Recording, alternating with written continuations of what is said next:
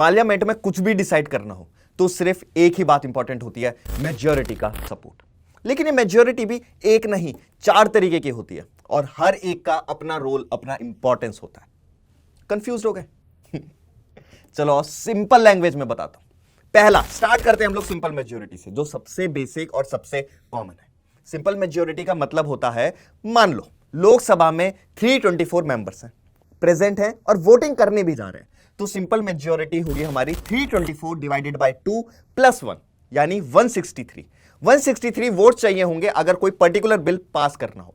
ये कौन से केसेस में यूज होता है? तो ये यूज होता है हमारा ordinary bill, money bill, no confidence motion, speaker का इलेक्शन हो, इन सब डिसीजंस में यूज होता है हमारा सिंपल मेजॉरिटी।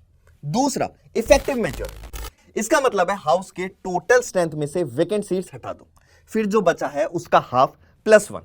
मान लो लोकसभा में सीट्स हैं 543 और 15 सीट्स खाली हैं, तो इफेक्टिव स्ट्रेंथ हुआ हमारी 543 माइनस 15 यानी 528।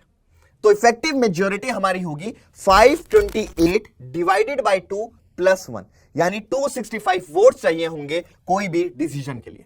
यह मेजॉरिटी यूज होती है जब हमें वाइस प्रेसिडेंट का रिमूवल, स्पीकर और डिप्यूटी स्पीकर का रिमूवल, डिप्यूटी चेयरमैन का रिमूवल, सब में यह मेजॉरिटी यूज होती है।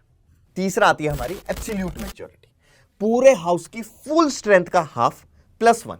यह मेजॉरिटी चाहिए होती है जब किसी सरकार को अपनी बहुमत दिखानी हो। इस मेजॉरिटी में चाहे कोई प्रेजेंट हो या ना हो, सीट खाली हो या भरी हो, कोई फर्क नहीं पड़ता है। मान लो लोकसभा की टोटल स्ट्रेंथ है 543, तो एब्सोल्यूट मेजॉरिटी होगी 543 डिवाइडेड बाय 2 प्लस 1 यानी 272 वोट चाहिए होंगे अगर सरकार को अपनी बहुमत दिखानी है।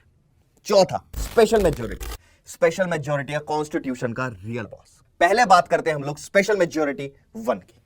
Majority of total membership plus 2/3 of present है और वोट करने जा रहे हैं।